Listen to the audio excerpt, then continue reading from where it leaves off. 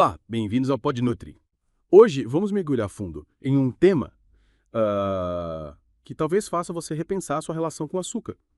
A frutose. É verdade. Você provavelmente a conhece como açúcar das frutas, mas prepare-se para descobrir que ela é muito mais do que isso. Hoje vamos entender como a frutose pode ser a chave para um mecanismo de sobrevivência presente em diversos animais. E como essa mesma chave, na sociedade moderna, pode estar virando a fechadura de problemas de saúde como obesidade e até mesmo demência. Exatamente. É fascinante como essa molécula, aparentemente simples, tem um papel tão complexo no nosso corpo. Para entendermos melhor, precisamos voltar no tempo, imaginar nossos ancestrais em um ambiente onde a comida era escassa. Ok, vamos embarcar nessa viagem no tempo. Me explica melhor essa relação entre a frutose e nossos ancestrais. Imagine a seguinte cena. Hum. Nossos ancestrais, em meio à natureza, encontram uma árvore repleta de frutas maduras, uma verdadeira explosão de frutose. Certo. Essa era a deixa para o corpo deles. Preparem-se, tempos difíceis virão. Interessante. Então a frutose funcionava como um sinal para o corpo estocar energia. Exatamente. É como se a frutose acionasse um botão de modo sobrevivência, levando o corpo a estocar gordura para garantir a sobrevivência em períodos de escassez. Esse mecanismo, que o Dr. Richard Johnson chama de interruptor de sobrevivência, envolve uma série de reações. Uma delas é a redução da produção de ATP, a principal fonte de energia das nossas células. Espera um pouco, você mencionou ATP. Para quem não está familiarizado com esse termo, poderia explicar o que ele significa e qual a sua importância? Claro! O ATP, ou adenosina trifosfato, é como se fosse a moeda energética das nossas células. É a partir dele que as células realizam todas as suas funções, desde as mais básicas até as mais complexas. Quando os níveis de ATP caem, o corpo interpreta como uma situação de fome, mesmo que você tenha acabado de comer. Entendi. Então, a frutose, ao reduzir o ATP, engana o corpo, fazendo com que ele pense que está passando fome, mesmo quando não está. Perfeito. E é aí que entra a genialidade do interruptor de sobrevivência. Com a redução do ATP, o corpo diminui o gasto energético, aumenta a fome e prioriza o armazenamento de gordura. Tudo para garantir a sobrevivência em tempos de escassez. E a frutose, por suas características químicas, é muito eficiente em acionar esse interruptor. Mas se esse mecanismo era tão vantajoso no passado, por que ele se tornou um problema hoje em dia? Afinal, vivemos em uma época de abundância de alimentos. Essa é a grande ironia. O que antes era uma vantagem evolutiva se transformou em um desafio na sociedade moderna. A oferta constante de alimentos ricos em frutose, como refrigerantes, doces, alimentos processados, mantém o interruptor de sobrevivência ligado o tempo todo. É como se estivéssemos constantemente dizendo ao nosso corpo: estoque gordura, a fome está chegando. E o resultado disso é o aumento da obesidade, diabetes tipo 2 e outras doenças metabólicas, certo? Exatamente. O corpo, seguindo o comando do interruptor, continua estocando gordura, mesmo que não haja necessidade.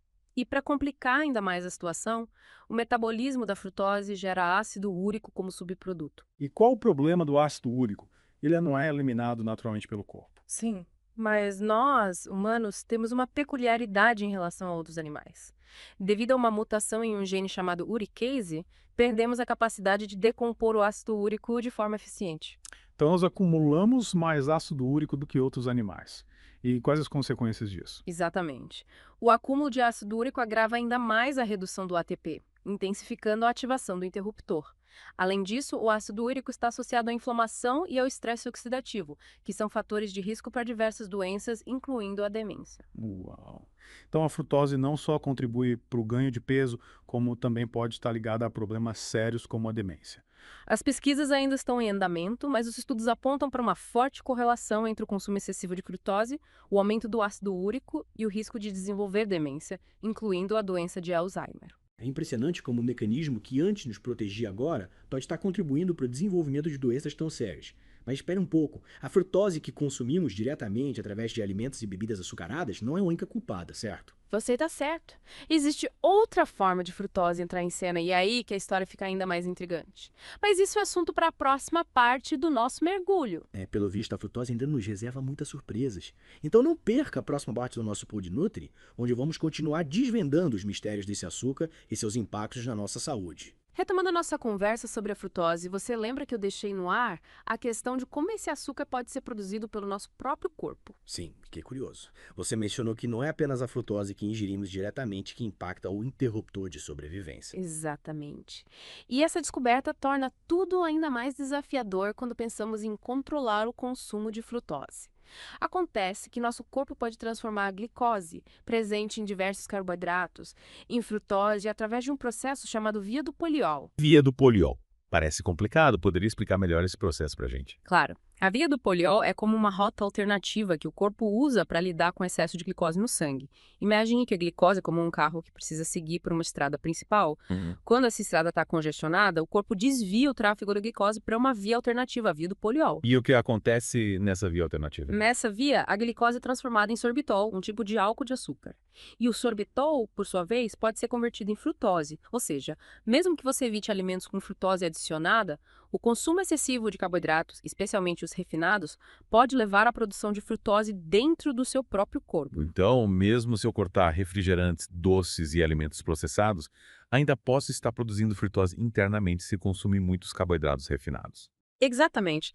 É por isso que é tão importante prestar atenção não só na quantidade de açúcar, mas também no tipo de carboidrato que a gente está consumindo. Carboidratos refinados, como arroz branco, pão branco, massas feitas com farinha branca, são rapidamente digeridos e absorvidos, levando a um aumento rápido da glicose no sangue e, consequentemente, ativando a via do poliol. Isso significa que devo riscar todos os carboidratos da minha dieta. De forma alguma. Carboidratos são importantes para o fornecimento de energia e para o bom funcionamento do nosso corpo. O segredo está na escolha dos carboidratos certos. Dê preferência aos carboidratos complexos, como os presentes em grãos integrais, legumes, verduras e algumas frutas. Qual a diferença entre os carboidratos simples, presentes nos alimentos refinados, e os carboidratos complexos, presentes nos alimentos integrais? A principal diferença está na velocidade de digestão e absorção. Os carboidratos complexos, por terem fibra, são digeridos e absorvidos mais lentamente, evitando picos de glicose no sangue e reduzindo a necessidade de ativar a via do poliol. Já os carboidratos simples, por serem pobres em fibras, são rapidamente digeridos e absorvidos, levando a um aumento brusco da glicose no sangue. Entendi. Então a chave é priorizar alimentos integrais e evitar os refinados para controlar a produção de frutose pelo corpo. Mas mencionou outro fator que influencia a via do poliol, o sal, não é? Sim, e essa é mais uma peça intrigante nesse quebra-cabeça. O sal, ou cloreto de sódio, acelera a atividade da enzima aldose redutase, que é a enzima responsável pela conversão de glicose em sorbitol na via do poliol. Ou seja, o consumo excessivo de sal, combinado com uma dieta rica em carboidratos refinados, cria um cenário propício para a superprodução de frutose no corpo. Caramba. Então, além de prestar atenção no açúcar e nos carboidratos, também preciso ficar de olho no sal. Parece que a frutose está em toda parte. É verdade. E para complicar ainda mais, a desidratação, um problema comum em pessoas que consomem dietas ricas em açúcar e sal, agrava ainda mais a situação. E como a desidratação impacta a produção de frutose? Quando a gente está desidratado, a concentração de sal no nosso sangue aumenta. Esse aumento estimula a via do poliol, levando a uma maior produção de frutose a partir da glicose. Além disso, a desidratação leva à liberação de um hormônio chamado vasopressina, que, entre outras funções, promove a retenção de água e o acúmulo de gordura, potencializando os efeitos da frutose. Parece que estamos presos em um ciclo vicioso. O consumo excessivo de frutose, açúcar e sal leva à desidratação, que por sua vez aumenta a produção de frutose e o acúmulo de gordura. Como podemos quebrar esse ciclo? A chave para sair desse ciclo vicioso está em adotar hábitos saudáveis que minimizem a produção e o consumo excessivo de frutose.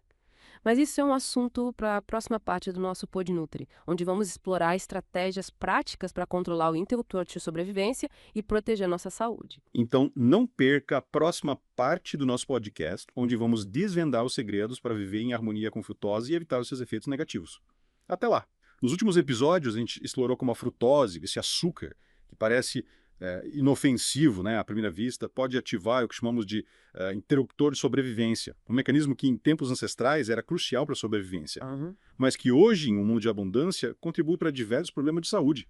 Vimos também como nosso próprio corpo pode produzir frutose a partir do excesso de glicose, Isso. especialmente quando a gente consome muitos carboidratos refinados e sal. Mas a pergunta que fica é: como podemos controlar esse interruptor e minimizar os impactos negativos da frutose na nossa saúde? Essa é a questão central. E a boa notícia é que a gente tem mais poder sobre esse interruptor do que imagina. A chave para controlá-lo está em adotar hábitos alimentares e de estilo de vida que nos permitam viver em harmonia com a frutose sem acionar constantemente o alarme de estoque e gordura. Que alívio saber que a gente pode ter esse controle. Mas, na prática, o que podemos fazer? Quais são as estratégias para domar esse interruptor? A primeira e mais importante estratégia é reduzir drasticamente o consumo de açúcar adicionado. E quando eu falo em açúcar, me refiro a todas as suas formas. Açúcar branco, mascavo, demerara, mel, xarope de milho rico em frutose e agave, e a lista continua. Realmente, a indústria alimentícia é mestre em disfarçar o açúcar. Ele se esconde sob diversos nomes nos rótulos dos alimentos. Exatamente. Por isso, é fundamental desenvolver o hábito de ler os rótulos com atenção. Se você vir qualquer um desses nomes na lista de ingredientes, é um sinal de alerta. E como podemos driblar essa armadilha do açúcar? A melhor forma é priorizar alimentos in natura, como frutas, legumes, verduras, carnes, ovos, castanhas e sementes.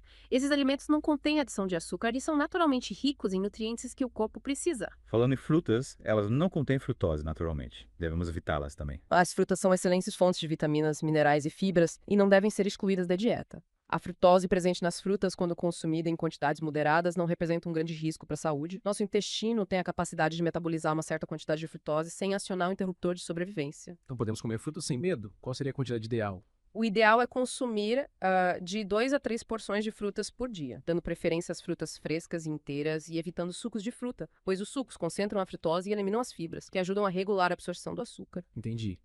Frutas com moderação, na sua forma natural, fazem bem à saúde. E quanto aos outros tipos de carboidratos? Como vimos, o corpo pode transformar a glicose presente em alguns carboidratos em frutose. Como podemos controlar esse processo? A chave está na escolha inteligente dos carboidratos. Devemos priorizar os carboidratos complexos, presentes em alimentos integrais como arroz integral, pão integral, macarrão integral, quinoa, aveia e também em legumes e verduras.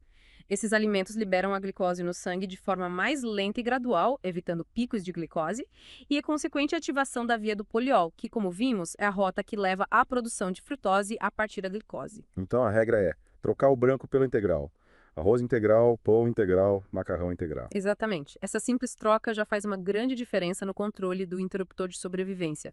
E para potencializar ainda mais esse controle, lembre-se de combinar os carboidratos com proteínas e gorduras saudáveis em suas refeições. E por que essa combinação é importante? A presença de proteínas e gorduras na refeição ajuda a diminuir a velocidade de digestão e absorção dos carboidratos, evitando picos de glicose no sangue e reduzindo a necessidade de ativar a via do poliol.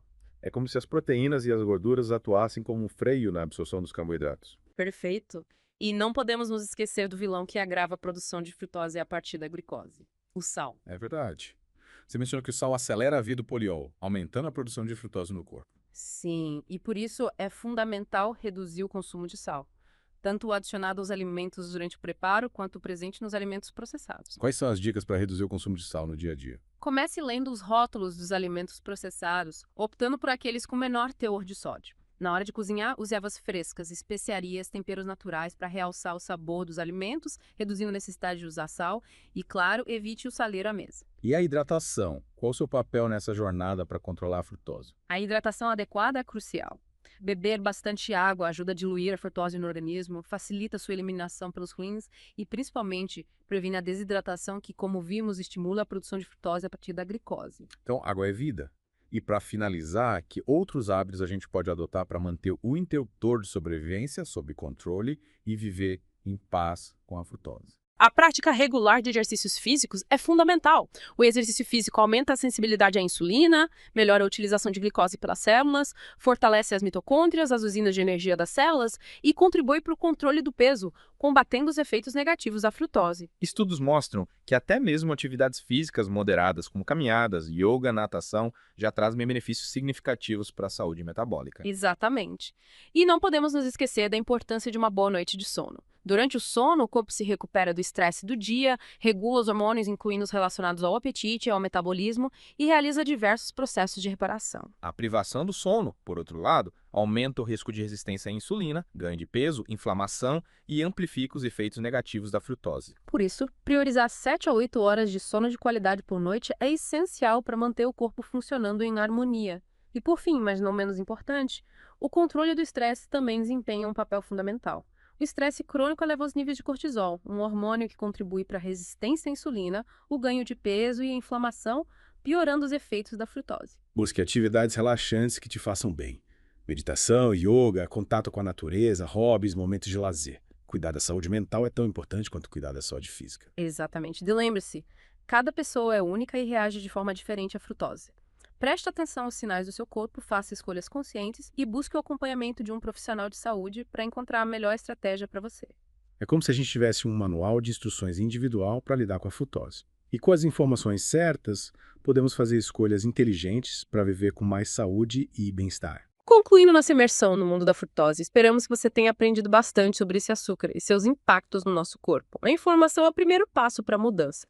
E ao entendermos como a frutose atua, podemos fazer escolhas conscientes para controlar o interruptor de sobrevivência e viver em harmonia com esse açúcar. É isso aí. Esperamos que você tenha gostado do nosso mergulho profundo no universo da frutose. Lembre-se, o conhecimento é a chave para a prevenção. Continue explorando, continue aprendendo e, acima de tudo, faça escolhas conscientes para viver uma vida mais plena e saudável. Deixe seu like e compartilhe este podcast.